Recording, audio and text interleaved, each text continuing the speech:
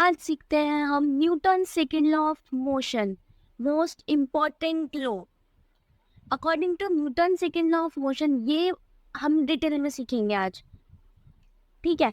Rate of change of momentum directly proportional किसके होता है? अप्लाइड फोर्स के। ये बात तो हमने पढ़ ली थी कि अप्लाइड फोर्स किसके डायरेक्टली प्रोपोर्शनल होगी? Rate of change of momentum के। और हमने क्या पढ़ा था कि एफ डायरेक्टली प्रोपोर्शनल किसके आएगी? Rate of change of momentum, यानी कि delta P by delta T के इक्वल आएगी। ठीक है।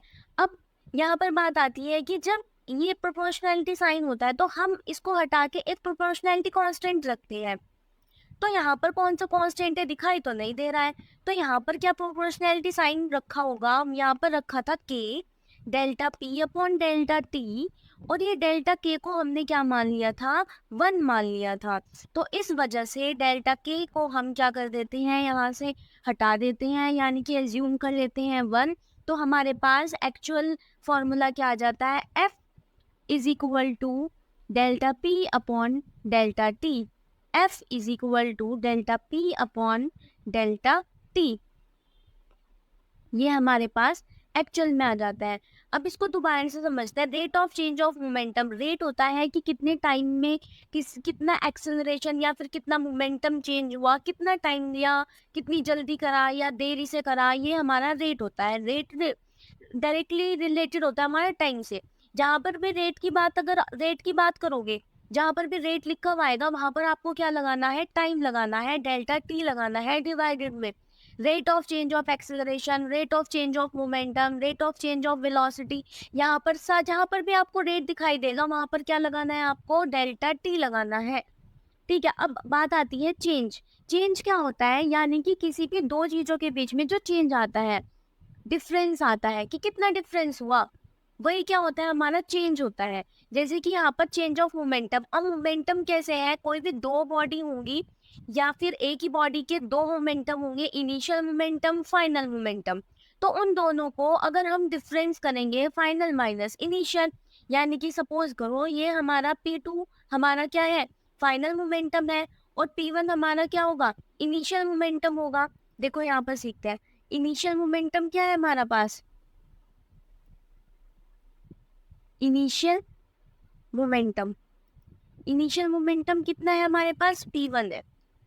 और फाइनल मोमेंटम कितना होगा हमारे पास? Final momentum P2। तो जो rate of change of momentum आएगा हमारे पास वो क्या आएगा? चेंज ऑफ मोमेंटम, सिर्फ चेंज। चेंज ऑफ मोमेंटम कितना आएगा? P2 minus P1। और इसी को हम क्या लिखेंगे? डेल्टा P लिखेंगे। डेल्टा पी यही हमारा क्या है? चेंज ऑफ मोमेंटम है। अब ये फॉर्मूला कैसे आया? देखो, एफ फोर्स किसके इक्वल होगी? फोर्स किसके इक्वल है? Rate of change of momentum के।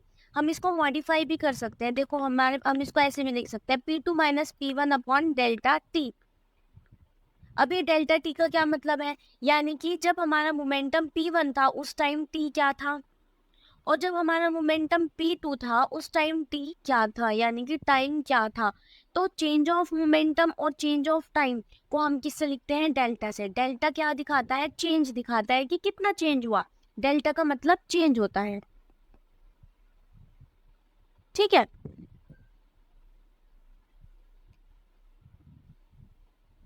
Newton second law of motion, Newton second law of motion में एक ये भी फॉर्मूला आता है, F upon M is equal to A, या फिर मॉडिफाई करके लिख लो, उसको अरेंज करके लिख लो, मॉडिफाई नहीं arrange. F is equal to M A, ये भी एक फॉर्मूला है, F is equal to M A. अब ये कैसे आया? वहां पर तो हमने देखा वहां पी है टी है, यहाँ पर तो ना पी है ना टी है, दो अलग अलग क्वांटिटीज आ गई हमारे पास, ये एम और ए आ गया। ये कैसे आया? अब देखो, हमने वहां पर क्या लिखा था? F इज इक्वल टू, अगर हम प्रीवियस अपने फॉर्मूले पर आए तो वहां हमने क्या देखा था? फॉर्मूला क्या था? F इज इक्वल टू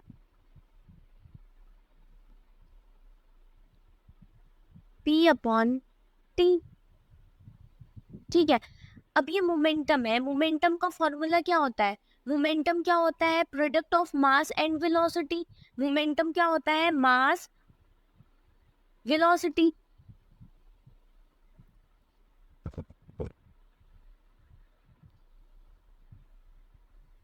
मास और velocity upon time, mass into velocity upon time, ये हमारे पास फोर्स का फॉर्मूला आ गया। अब हमें एक फॉर्मूला और पता है, अगर हम मास को यहाँ पर रख दे, मास है हमारे पास m, और अगर हम वेलोसिटी और टाइम की बात करें, ये वेलोसिटी और टाइम की अगर हम बात करें यहाँ पर, तो वेलोसिटी और टाइम क्या होता है, velocity upon time, velocity upon time क्या होता है, ये किस चीज का फॉर्मूला है, वेलोसिटी अपॉन टाइम, याद करो, वेलोसिटी अपॉन टाइम किस चीज का होगा, एक्सेलरेशन का होगा। पढ़ा था कि एक्सेलरेशन इज इक्वल टू क्या होता है, change of velocity upon time, यानी कि rate of change of velocity कह सकते हो, इज कॉल्ड एक्सेलरेशन। तो यहाँ पर वेलोसिटी अपॉन टाइम को हम क्या लिख सकते हैं, एक्सेलरेशन लिख सकते हैं, ए लिख सकते हैं। तो हमारे पास फॉर्मूला क्या बना, F is equal to M A. जो ये सेकेंड लॉ है, यही हमारा मोस्ट इंपोर्टेंट लॉ है तीनों लॉ में। न्यूमेरिकल सबसे ज्यादा इसी के पूछे जाएंगे, कंसेप्चुअल इसी के पूछे जाते हैं, सारे न्यूमेरिकल मोस्टली ज्यादातर इसी वाले लॉ से मिलेंगे आपको, F is equal to M A. तो इन टोटल हमारे पास फोर्स के कितने फार्मूले हैं, दो फार्मूले हमने पढ़ लिए, F is equal to M A, M क्या है यहाँ पर, मास, मास ऑफ ऑब्जेक्ट, और ए क्या है हमारे पास, एक्सेलरेशन, ठीक है। और एक फॉर्मूला हमने क्या पढ़ा था, F is equal to delta P upon delta T, यानी कि rate of change of momentum भी क्या है हमारा, फोर्स है, और मास इनटू एक्सेलरेशन भी हमारा फोर्स है। अब जो हमारा ये वाला फॉर्मूला है, इसके ऊपर देखते हैं क्या क्वेश्चंस बन सकते हैं। पहले इसी को कंसेप्ट को समझेंगे। देखो F is equal to M A, यानी कि F डायरेक्टली प्रोपोर्शनल होगा मास के। अब अगर बात करें कि F डायरेक्टली ज्यादा हमारे पास मास होगा, यानी कि अगर मास हमारे पास क्या है, ज्यादा है,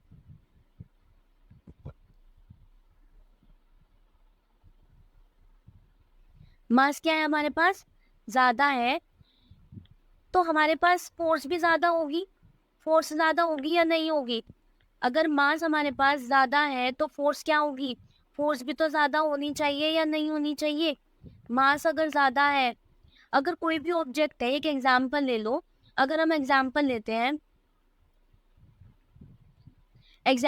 हैं, कोई भी एक ऑब्जेक्ट है, ये एक सर्कल है जिसका मास क्या दे दिया इसने, 400 किलोग्राम दे दिया, यानी कि ये 400 किलो का है। और एक एक ऐसा ही एक और सर्कल है जिसका मास कितना है, 40 केजी है, और इसका मास कितना है, 400 केजी है। तो मास किसका ज्यादा है, इस वाले का मास हमारे पास ज्यादा है, ये वाला मास हमारे पास ज्यादा है, ज्यादा बड़ा है। तो अगर ये वाला पर्सन फोर्स लगाएगा तो इसे कौन से केस में फोर्स की ज्यादा जरूरत होगी, केस नंबर 1 में या फिर केस नंबर 2 में, कौन से केस में ये फोर्स ज्यादा लगाएगा, केस नंबर 1 में या फिर केस नंबर 2 में, कौन से में फोर्स ज्यादा जरूरत लगेगी।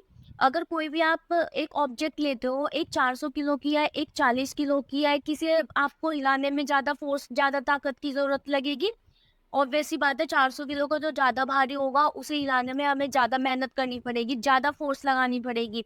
तो इसलिए हमारे पास क्या आ जाएगा यहाँ पर, फोर्स क्या है, ये वाली हमारे पास ज्यादा आएगी, ये वाली फोर्स ज्यादा लगेगी, और यहाँ पर फोर्स क्या लगेगी, कम लगेगी।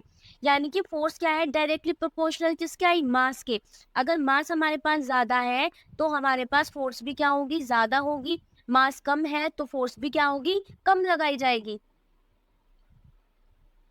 Is it clear. चलो आगे चलते हैं, आगे देखते हैं, ये आगे अब क्वेश्चंस। अगर इस कंसेप्ट में किसी भी बच्चे को कोई भी डाउट होगा तो आप लोग पूछ सकते हैं।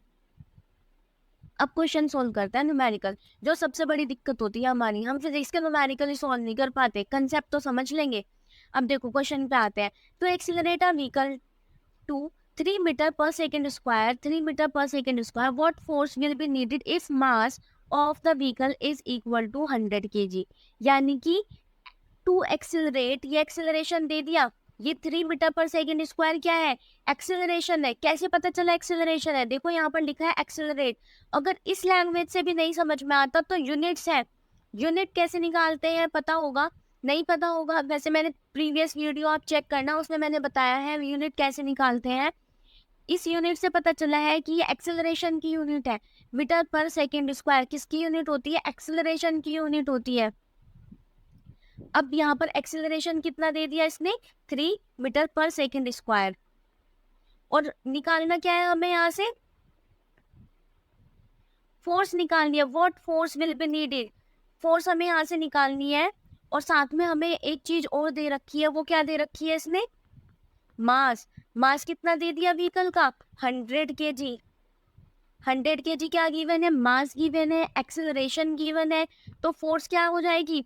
फोर्स का फॉर्मूला क्या था, अभी पढ़ा है हमने पीछे वाली स्लाइड में, क्या था फोर्स का फॉर्मूला, जल्दी से बताओ। Force is equal to, very good, mass into acceleration. Force is equal to mass into acceleration, यही फॉर्मूला था। अब क्या करोगे, इसमें वैल्यूज पुट करेंगे। मास कितना गिवन है हमारे पास, 100 kg, 100, और एक्सेलरेशन कितना गिवन है हमारे पास, 3 मीटर पर सेकेंड स्क्वायर। अब ये बताइए कि इसका आंसर क्या होगा, इसका आंसर क्या आएगा, यूनिट किस में आएगी फोर्स की, फोर्स की यूनिट किस में आएगी, किलोग्राम। इस किलोग्राम को हम ग्राम में चेंज करेंगे, या मीटर पर सेकंड को हम किलोमीटर पर आवर में चेंज करेंगे। जरूरत है या नहीं है, इसे चेंज करने की जरूरत है या नहीं है यूनिट को, नहीं है। देखो हमारा आंसर क्या आएगा, meter per second, kilogram meter per second में ही आएगा। Force is equal to, answer क्या आ जाएगा, 100 multiply 3 is equal to 300। Unit क्या लिखेंगे हम इसकी, kilogram meter per second square. और इसी यूनिट को हम क्या बोलते हैं शॉर्ट में, क्या बोलते हैं, फोर्स की यूनिट क्या होती है, जल्दी से बताओ, फोर्स की यूनिट क्या होती है, न्यूटन।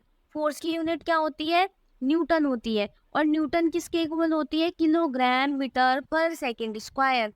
इस kilogram meter per second square को ही हम क्या कहते हैं, न्यूटन कहते हैं। यही हमारे पास न्यूटन है, हम इसको चेंज नहीं करेंगे, इसे चेंज नहीं करेंगे।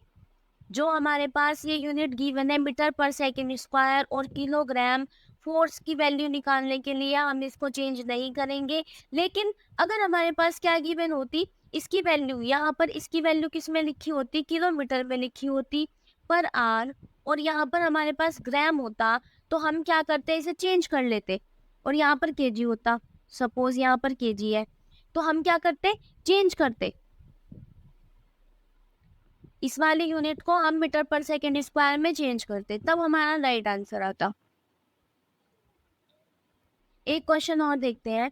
After applying a force of 1000 Newton an object of mass 200 kg will achieve what acceleration. देखो इसमें तो पता चल गया होगा कौन कौन सी क्वांटिटीज गिवन है आपके पास, जल्दी से बताओ, सोल्व करो आप लोग अपनी नोटबुक में, और मैं यहाँ पर सोल्व कर रही हूँ, देखते हैं किसका आंसर सही आता है। जल्दी से बताना आपका आंसर भी सही आया है क्या। फोर्स इज इक्वल टू कितना गिवन है, 1000 न्यूटन। मास कितना गिवन है, mass is equal to 2000 kilogram. What will be the acceleration, what will be the acceleration, which formula we will apply, F is equal to M A, F is equal to M A formula आप लोग apply करोगे और answer बताओगे कि क्या आएगा, और साथ में एक्सेलरेशन की यूनिट, यूनिट ऑफ एक्सेलरेशन क्या होती है, साथ में लिखकर आंसर आप लोग कमेंट बॉक्स में बताओगे। Applications of Newton second law of motion, applications क्या कहती है Newton second law of motion की। देखो, when a cricketer lower his hands while catching the ball, आपने कभी नोटिस किया होगा कि जब क्रिकेटर बॉल को कैच करते हैं तो वो क्या करते हैं, पहले अपने हाथ को क्या ले जाते हैं, अपने हैंड को पीछे की साइड ले जाते हैं और फिर कैच करते हैं। क्यों ले जाते हैं, क्यों ले जाते हैं अपने हैंड को पीछे की साइड कैच करने से पहले। देखो अगर हम डायरेक्ट अगर हम बॉल को कैच करते हैं तो क्या होता है, फोर्स बहुत ज़्यादा लगती है, बहुत ज़्यादा लगती है, मोमेंटम बॉल का जो आ रही है वो बहुत ज़्यादा होता है, तो हमारे हाथ पे फोर्स भी ज़्यादा फील होगी। अब उस फोर्स को कम करने के लिए क्या कर देते हैं, हम उसका टाइम इंटरवल बढ़ा देते हैं। क्या बढ़ाना होता है, टाइम इंटरवल बढ़ा देते हैं। तो फॉर्मूला क्या होता है, force is equal to change in momentum upon change in time. तो अगर हम इस टाइम इंटरवल को क्या कर देंगे, बढ़ा देंगे, इंक्रीज कर देंगे, तो हमारे पास फोर्स क्या हो जाएगी, डिक्रीज हो जाएगी ऑटोमेटिकली। अगर हम टाइम इंटरवल को बढ़ा देंगे तो फोर्स क्या हो जाएगी, हमारे पास डिक्रीज हो जाएगी। तो इसी टाइम को बढ़ाने के लिए क्या करते हैं क्रिकेटर, बॉल को कैच करने से पहले क्या करते हैं, हैंड को पीछे की साइड ले जाते हैं ताकि टाइम इंटरवल क्या हो जाए, बढ़ जाए। इस टाइम इंटरवल बढ़ेगा तभी क्या होगा, मोमेंटम कम होगा, और मोमेंटम के साथ साथ हमारे पास फोर्स भी क्या लगेगी, कम होगी। यानी कि हमारे हाथ में जो फोर्स लगेगी बॉल की वजह से वो क्या होगी, कम लगेगी। तो ये एक जो डेली लाइफ में हम देखते हैं, ये क्रिकेट की बॉल को कैच करने से पहले हम हाथ को अपने पीछे ले जाते हैं। तो ये किस पे बेस है, न्यूटन के सेकेंड लॉ ऑफ मोशन पर बेस है ये, जो हम डेली लाइफ में एक्सपीरियंस करते हैं, देखते हैं। इसकी और एप्लीकेशंस देखते हैं। देखो, इसकी एक एप्लीकेशन ये भी है कि आपने देखा होगा जैसे कि क्रॉकरीज होती है, हमारे जो कांच वाले बर्तन होते हैं, जो क्रॉकरी होती है, उनको हम किस में रैप करके रखते हैं, कार्डबोर्ड, उसमें कार्डबोर्ड की शीट में या कार्डबोर्ड्स में क्या करते हैं, बॉक्स में रैप करके रखते हैं। क्यों रखते हैं उनको रैप करके, जो हमारे स्टील के बर्तन होते हैं या वैसे एल्यूमिनियम के बर्तन होते हैं, उनको हम कार्डबोर्ड की बॉक्स में रैप नहीं करते हैं। क्यों नहीं करते, क्योंकि जो ग्लास होते हैं, ग्लास वाले जो बर्तन होते हैं, वो क्या होते हैं, हमारे बहुत ज़्यादा नाजुक होते हैं। ठीक है, अगर उनमें जरा सी भी फोर्स, ज़्यादा तेज फोर्स से रखी गई तो क्या हो जाएगा, वो एकदम से ब्रेक हो जाएंगे।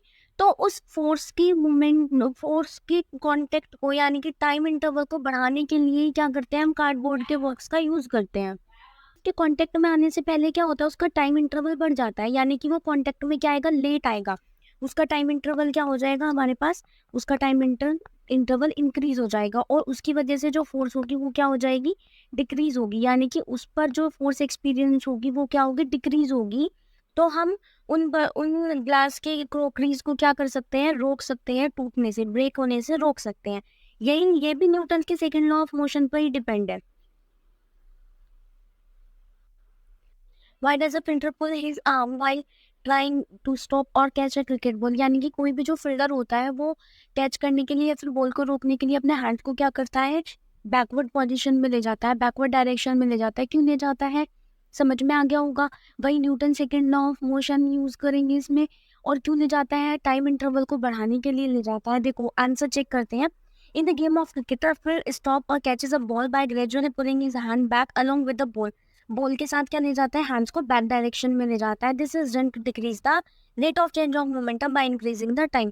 यानी कि जब हम डेल्टा टी को क्या करेंगे, इंक्रीज करेंगे, तो डेल्टा पी हमारे पास, delta P upon delta T क्या हो जाएगा, हमारे पास ऑटोमेटिकली डिक्रीज हो जाएगा। यानी कि अगर हम सिर्फ इस वाले फैक्टर को, डिनोमिनेटर में जो फैक्टर है, अगर हम उसको क्या करते हैं, इंक्रीज करते हैं, तो ओवरऑल जो रेशियो होगा वो क्या होगा, डिक्रीज होगा। और ये ओवरऑल रेशियो किसके इक्वल है, किसके इक्वल है, फोर्स के इक्वल है। तो फोर्स भी क्या होगी हमारे पास, डिक्रीज हो जाएगी। फोर्स भी क्या हो जाएगी हमारे पास, डिक्रीज हो जाएगी। क्योंकि फोर्स क्या है, डायरेक्टली प्रोपोर्शनल है या फिर डायरेक्टली डिपेंडेंट है किसके, delta P upon delta T के, rate of change of momentum के। अगर rate of change of momentum कम कर दिया तो फोर्स भी कम हो जाएगी। अगर rate of change of momentum बढ़ा दिया तो फोर्स भी क्या होगी, ज़्यादा होगी। तो ये क्या है हमारे पास, Newton second law of motion है।